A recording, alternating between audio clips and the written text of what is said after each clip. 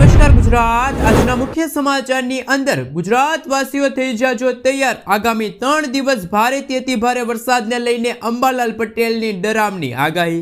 આવતીકાલથી લાગુ થશે નવા નિયમો, જેમાં એલપીજી સિલિન્ડરના ભાવમાં થશે ઘટાડો।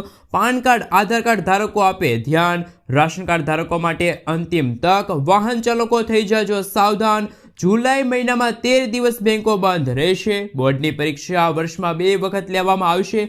સોલાર પેનલ લગાડવા માટે મળશે હવે સબસિડી। ખેડૂતોને મળશે 1 લાખ રૂપિયા સુધીનું ઇનામ।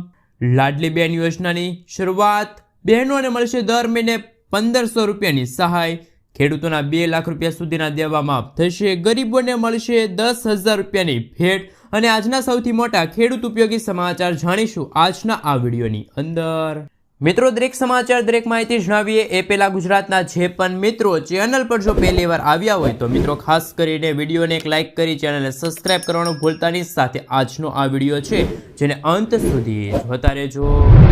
મિત્રો, અત્યારે તાજા અને હવામાન સમાચાર વિશે વાત કરીએ તો અંબાલાલ પટેલની આગાહી 3 થી લઈને 7 જુલાઈ દરમિયાન ગુજરાતના અનેક વિસ્તારોમાં ભારે વરસાદની ચેતવણી। ગુજરાતમાં મેઘરાજા હવે ધબધબાટ સાથે પ્રવેશી ગયા છે। હવામાન નિષ્ણાંત અંબાલાલ પટેલની આગાહી અનુસાર 30 જૂનથી રાજ્યના અનેક ભાગોમાં વરસાદી માહોલ શરૂ થશે। આવનારા સપ્તાહમાં આ સ્થિતિ વધુ ગંભીર બની શકે છે। ખાસ કરીને 3 થી લઈને 7 જુલાઈ દરમિયાન ઘણા વિસ્તારોમાં ભારેથી ભારે વરસાદ પડે તેવી સંભાવના વ્યક્ત કરવામાં આવી છે।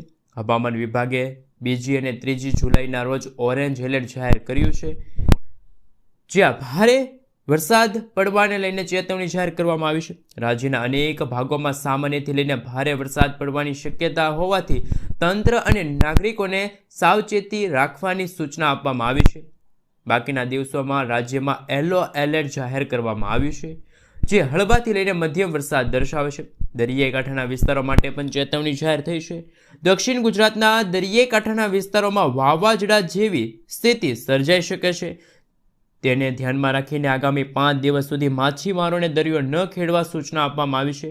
તંત્ર દ્વારા તમામ પ્રકારની તૈયારી રાખવા અને જરૂરી સૂચનાઓનું પાલન કરવા નાગરિકોને જણાવાયું છે। મિત્રો, ત્યાં પછીના સમાચાર વિશે વાત કરીએ તો આવતીકાલથી લાગુ થશે નવા નિયમો।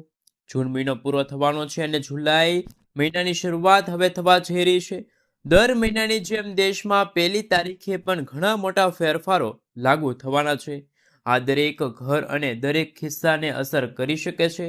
આ ફેરફારોમાં ઘરમાં રસોડામાં વપરાતા એલપીજી સિલિન્ડરના ભાવથી લઈને ક્રેડિટ કાર્ડના ઉપયોગ પરના ચાર્જમાં વધારાનો સમાવેશ થાય છે।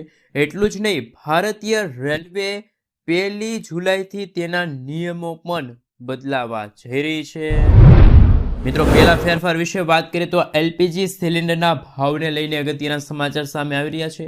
દર મહિનાની 1 તારીખે દેશના લોકોની નજર તેલ માર્કેટિંગ કંપનીઓ દ્વારા એલપીજી સિલિન્ડરના ભાવમાં કરવામાં આવતા ફેરફારો પર હોય છે, જે ઘરના રસોડામાં બજેટ સાથે સીધો સંબંધિત છે।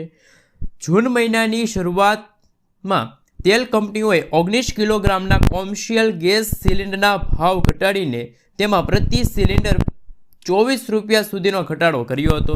જોકે 14 કિલોગ્રામના ઘરેલું ગેસ સિલિન્ડરના ભાવ લાંબા સમયથી યથાવત છે। આવી સ્થિતિમાં એવી અપેક્ષા રાખવામાં આવી છે કે તેમના ભાવમાં ફેરફાર થઈ શકે છે। એલપીજી ભાવની સાથે કંપનીઓ ઉડ્ડયન બળતણ એટલે કે એટીએફના ભાવમાં પણ સુધારો કરી શકે છે, જેની અસર હવાઈ મુસાફરોને પડશે। મિત્રો, ત્યાર પછીના ફેરફાર વિશે વાત કરીએ તો એટીએમમાંથી પૈસા ઉપાડવા મોંઘા થશે। જો તમે આઈસીઆઈસી બેંકના ગ્રાહક છો તો એટીએમમાંથી પૈસા ઉપાડવા મોંઘા પડી શકે છે। મેટ્રો શહેરમાં 3 વાર ટ્રાન્ઝેક્શન કર્યા બાદ પ્રતિ ટ્રાન્ઝેક્શન ₹23 અને બિન રોકડ ટ્રાન્ઝેક્શન પર ₹8.5 ફી છે, જેમાં બિન મેટ્રો શહેરોમાં 5 મફત ટ્રાન્ઝેક્શનની મર્યાદા જાહેર કરવામાં આવી છે। મિત્રો, ત્યાર ત્રીજા ફેરફાર વિશે વાત કરીએ તો ટ્રેન ટિકિટ મોંઘી થઈ શકે છે। ભારતીય રેલવે 1 જુલાઈથી જ ટિકિટ ભાડામાં વધારો કરી શકે છે। નોન એસી કોચ માટે ભાડામાં પ્રતિ કિલોમીટર 1 પૈસા અને એસી કોચ માટે પ્રતિ કિલોમીટર 2 પૈસાનો વધારો થઈ શકે છે। ટૂંકી મુસાફરીમાં આ વધારો નજીવો રહેશે, પરંતુ લાંબા અંતરના મુસાફરોને અસર થઈ શકે છે. મિત્રો, ત્યારના સમાચાર વિશે વાત કરીએ તો 1 તારીખથી જાણો કયા લોકોને પેટ્રોલ ડીઝલ નહીં મળે. દિલ્હી સરકાર પ્રદૂષણ સામે લડવા માટે કડક પગલાં લઈ રહી છે, જેના ભાગરૂપે 1 જુલાઈથી જે વાહનોનું રજિસ્ટ્રેશન સમાપ્ત થઈ ગયું છે તેમને પેટ્રોલ કે ડીઝલ વેચવામાં આવશે નહીં. પેટ્રોલ પંપ સંચાલકોને આ અંગે કડક સૂચનાઓ આપવામાં આવી છે. એક્સપાયર થયેલા વાહનનો અર્થ જૂના વાહનો થાય. ડીઝલ વાહનોનું રજિસ્ટ્રેશન 10 વર્ષ માટે માન્ય રહે છે, જ્યારે પેટ્રોલ વાહનોનું રજિસ્ટ્રેશન 15 વર્ષ માટે માન્ય રહેશે. મિત્રો, ત્યાર પછીના સમાચાર વિશે વાત કરીએ તો પીએમ સ્વનિધિ યોજનાને લઈને અગત્યના સમાચાર સામે આવી રહ્યા છે. દેશના નાના વેપારીઓ માટે એક ખુશ ખબર છે. જો તમે શહેરી પર વેચાણ કરતા હોય, જેમ કે ફળો, શાકભાજી, પાનની દુકાન, સલૂન અથવા તો કોઈ પ્રકારની પોર્ટેબલ દુકાન ચલાવતા હોય તો સરકાર તમને 50,000 રૂપિયા સુધીની લોન ગેરંટી વિના આપી રહી છે. આ લાભ પીએમ સ્વનિધિ યોજના હેઠળ ઉપલબ્ધ રહેશે. મિત્રો, દેશના સમાચાર વિશે વાત કરીએ તો રાશન કાર્ડ ધારકો માટે અગત્યના સમાચાર સામે આવી રહ્યા છે.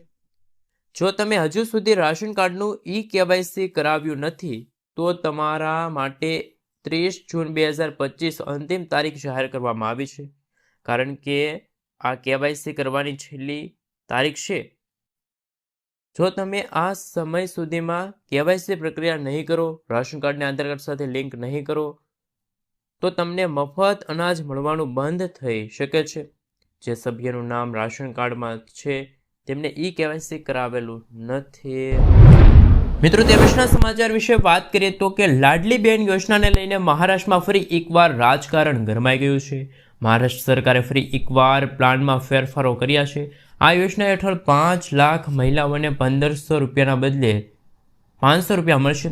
સરકારી નિયમો અનુસાર 1,500 રૂપિયાના બદલે એવા લાભાર્થીઓને આપવામાં આવે છે જેમને અન્ય કોઈ યોજનામાં લાભ નથી મળી રહ્યો. અને આ ફેરફાર બાદ જે મહિલાઓ પાસે, ખાસ મિત્રો ખેડૂતો, નમો કિસાન સન્માન નિધિ યોજનાનો લાભ મેળવી રહ્યા છે, તેમને હવે લાડલી બહેન યોજના હેઠળ 500 રૂપિયા મળે છે.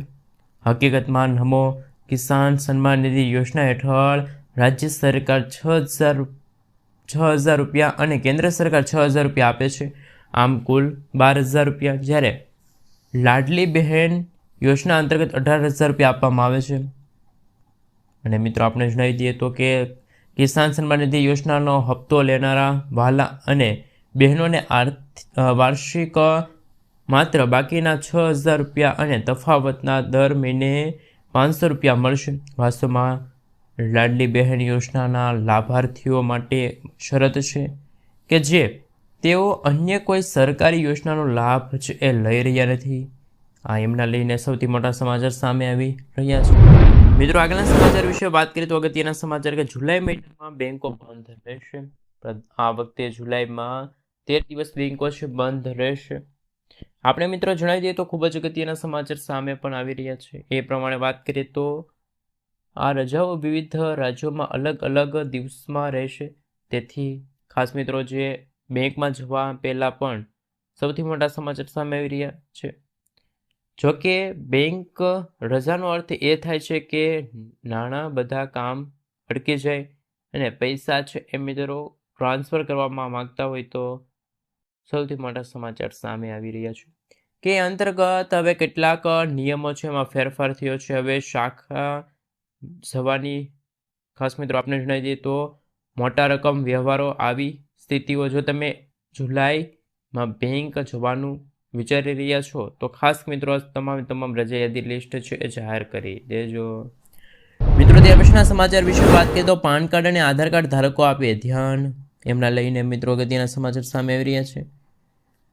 લગભગ દરેક વ્યક્તિઓને લોનની જરૂર પડે છે. તમારે પણ મિત્રો આપણે જણાવી દઈએ તો બેંકોમાં દોડ કરવાની જરૂર જ નથી. આપણે જણાવી દઈએ તો મિત્રો તમારું પાન કાર્ડ તમને આ કામમાં મિત્રો મદદરૂપ નથી લેતું. પાન કાર્ડ માટે ઇન્કમ ટેક્સ વિભાગ દ્વારા જારી કરવામાં આવેલ સૌથી મોટા 10 અંકનું આલ્ફા ન્યુમેરિક નંબર અને પર્સનલ લોન માટે એક મહત્વપૂર્ણ દસ્તાવેજ છે. પરંતુ હવે કદાચ ખબર નહીં કે જો તમે તમારા પાન કાર્ડને આધાર કાર્ડ સાથે લિંક નહીં કરો તો મિત્રો તમને છે એ 5 લાખ રૂપિયા સુધીનો તાત્કાલિક પર્સનલ લોન પણ મળી શકે છે. મિત્રો ત્યાર પછીના સમાચાર વિશે વાત કરીએ તો અગત્યના સમાચાર સામે આવી રહ્યા છે. ખેડૂતોને મળશે હવે ખાસ સન્માન. હવે પ્રગતિશીલ ખેડૂતોને સન્માનિત કરાશે. આ ખેડૂતોને 1 લાખ રૂપિયા સુધી રોકાણ છે આપવામાં આવશે. એ ખાસ મિત્રો આપણે જણાવી દઈએ તો કે રાજ્યમાં ખેડૂતો અને ખેતીના વ્યાપક વધુ એક સંકટ ટોળાઈ રહ્યું છે.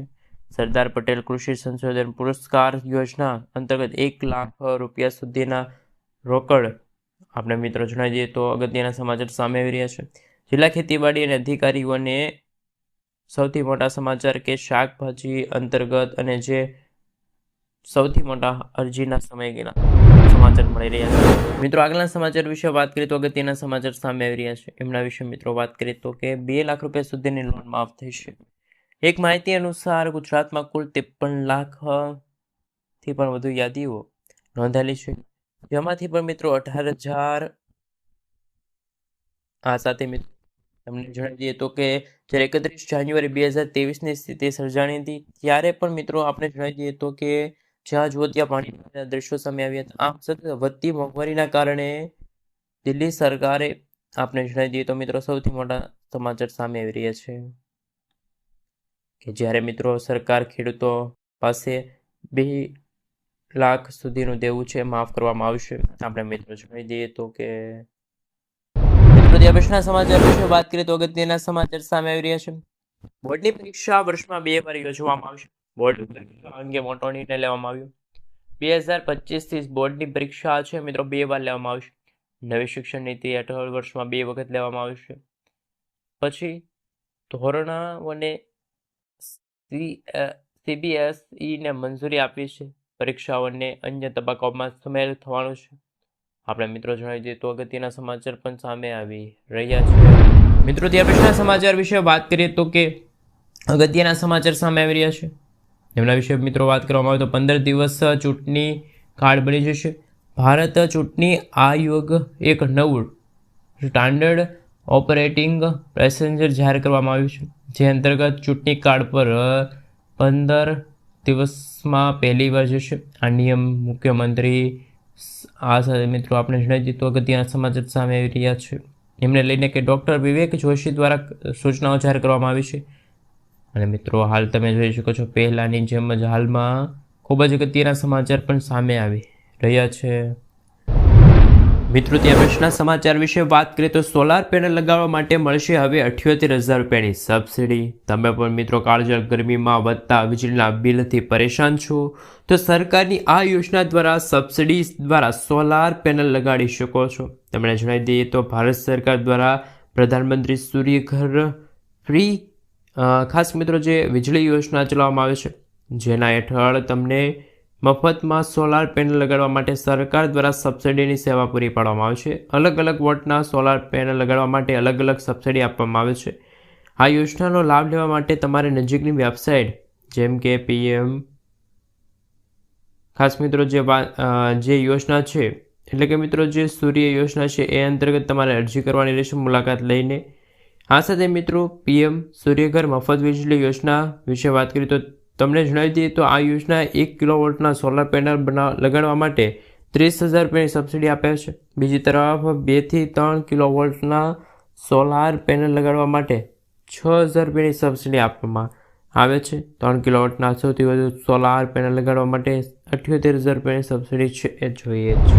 મિત્રો ત્યાર પછીના સમાચાર વિશે વાત કરીએ તો અગત્યના સમાચાર સામે આવી રહ્યા છે કે જે ખેડૂતો માટે લાભદાયી હતી 5 યોજના એમના વિશે સવિસ્તાર જાણકારી મેળવી. તો મિત્રો આપણે જણાવી દઈએ તો ખેડૂતો માટેની 5 યોજનાઓ છે કે જે ખેડૂતો માટે ઉપયોગી છે. જો તમે પણ યોજનામાં અરજી કરવા માગો છો તો આ યોજના છે એક ખાસ મિત્રો આપણે જણાવી દઈએ તો ખેડૂતોની આવક વધવા અને તેમને મદદ કરવા માટે સરકારી યોજનાઓ શરૂ કરવામાં આવી રહી છે. આ યોજનાની મદદથી સિંચાઈથી ખાસ મિત્રો તમે જોઈ શકો છો. આ સાથે મિત્રો સૌથી મોટા સમાચાર સામે રહી છે. આ યોજનામાં મદદથી સિંચાઈ નાણાકીય સહાય સુવિધા પૂરી પાડવામાં આવે છે. તેમાં મિત્રો કેસીસી યોજના છે, કિસાન ક્રેડિટ કાર્ડ યોજના 1998માં ભારત સરકાર દ્વારા શરૂ કરવામાં આવી હતી. કૃષિ ખર્ચ પર્યાવરણ પ્રદાન કરવામાં આવે છે. આ સાથે મિત્રો આપણે જણાવી દઈએ અગત્યના સમાચારના ભાગરૂપે તો આ કૃષિ અથવા તો કેન્દ્ર સરકારની યોજનાઓ હેઠળ ભારત સરકાર ખેડૂતોને ટૂંક સમયમાં ખેડૂતો કૃષિ માટે સરકારી નિયંત્રણ કરાવે. ખાસ મિત્રો એ રૂપની વાર્ષિક 60% રાહત દરે કૃષિ લોન પર માટે અત્યાર સુધીમાં 2 લાખ રૂપિયાથી પણ વધુની સહાય છે એ ચૂકવવી છે.